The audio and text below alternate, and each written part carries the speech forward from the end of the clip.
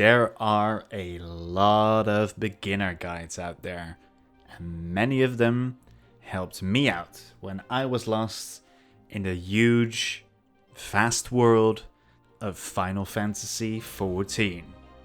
However, when I look back, for me specifically, coming from World of Warcraft and Elder Scrolls Online, I come to the following conclusion. Rather than specific guidelines, I was missing a general philosophy to get me started. Also, with patch 5.3 on the horizon, there is no better time to get into and start enjoying Final Fantasy XIV. Today, I want to share what I would have wanted to hear when I started out. To make the experience of Final Fantasy XIV more smooth, but also simply more fun, I've condensed that philosophy down to 3 tips for you, so that you, as a potential new player, can consider starting this awesome game. Even though I think these tips are especially suitable for someone coming from World of Warcraft, I think any new player that is having doubts might be able to make their decision using these tips. Tip number 1. Don't rush it. Now, let me elaborate. In World of Warcraft, I was used to rushing to the endgame as fast as possible, since that is where the game starts. This mode of thinking didn't change for me for any of the expansions I played, from vanilla through Wrath of the Lich King, and honestly, I never liked the leveling process. I tried to like it, but it was always vastly inferior, in my opinion at least, to the grandeur of challenging group PvE content. Because of this, I was never really an old person either. The leveling was just such a chore for me. I played the game to get to the end game. When I started Final Fantasy XIV, I started off in the same mode. How do I get to the end game? And found the answer to be do MSQ. MSQ stands for Main Scenario Quest, or just the main storyline for those who are new. So that's what I did. Due to my Road to 70 buff, I managed to level both the job White Mage and Black Mage to Stormblood by only doing MSQ. More on that Road to 70 buff later. I did job quests as well because I learned you need it for certain skills or spells, but that's it.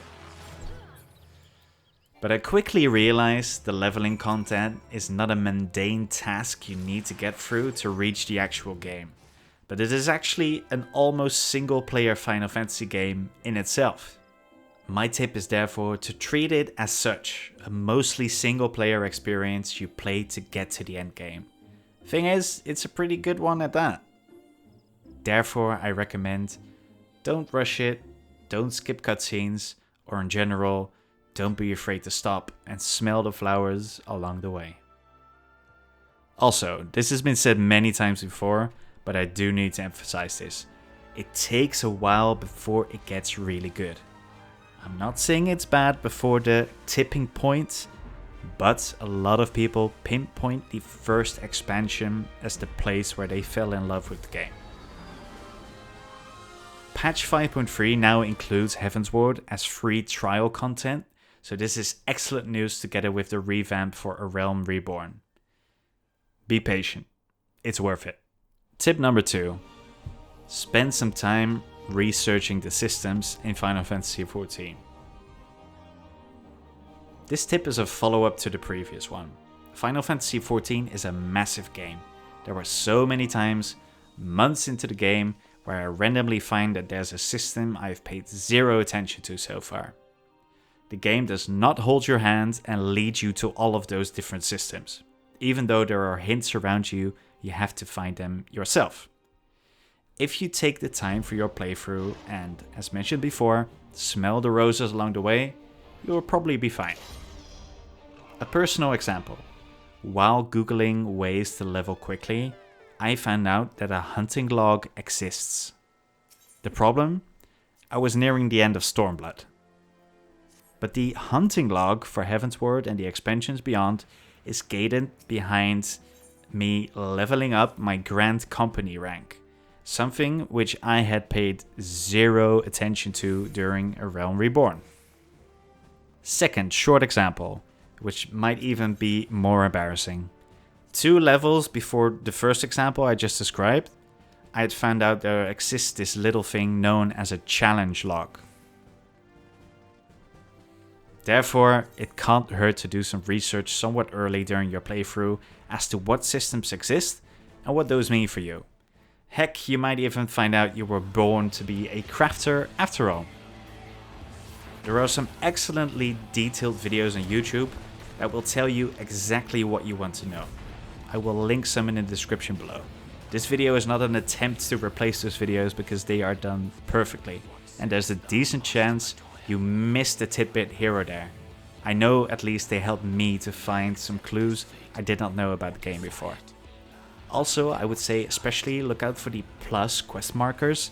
Those lead to very interesting changes most of the time. I personally started off quite lazy and skipped many of these, which I came to regret later in my playthrough.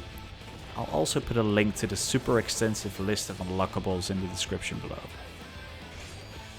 But to summarize and get you started, here are some concepts I recommend looking into before or when you start the game. Aethernet, XP buffs, the hunting log, the challenge log, and your chocobo. Then further on, even though I would not recommend looking into this before you start the game or not in the first 20 levels or so, since you'll have enough in your mind, but maybe before you get to level 40 you should have had a short look at the following. The sightseeing log, housing, disciple of the land, disciple of the hand, ether currents, the world visit system, retainers, glamour, beast tribes, leaves, leveling your Grand Company, limit break, tombstones, and materia. Those were not generally in any specific order, but make sure you have had a look at least some of those before you get way ahead into Stormblood like I did. Tip number 3. Consider making use of the Road to 70 buff. I hinted at this before, there are many XP buffs in the game which are worth some research early in your playthrough. One of the most notable ones is the Road to 70 buff. If you make your new character on a new or preferred world, you get a huge 90-day buff to XP for your character. This is a system they use to balance population on servers. Now, this might not be available for you at this time you start your character, but it can really smoothen out your initial playing experience, since there are some real rough patches in A Realm Reborn. It might even let you level up 2 jobs at the same time. In my personal experience, I made use of this by joining Spriggan, since it was recommended to me, but I took quite a break of playing in the questline between A Realm Reborn and Heavensward. That particular questline is very reputable as to being a bit bland, but it's getting a rework in patch 5.3, so don't worry.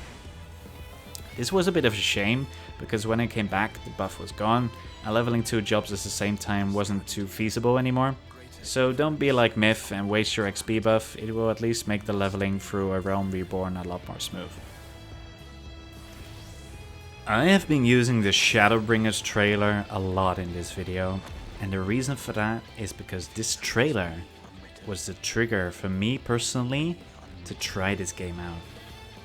Every time I leave my room or go AFK while on the start screen, the trailer goes on autoplay. I return to my room and it reminds me that I'm glad I made this choice. And there you go. Those were my comments for new players of Final Fantasy XIV. If you have a recommended video for beginners or a personal tip, please let us know in the comments below. Also, if you want more videos, please consider liking or subscribing. I have been Myth from Millennial Fantasy. Take care.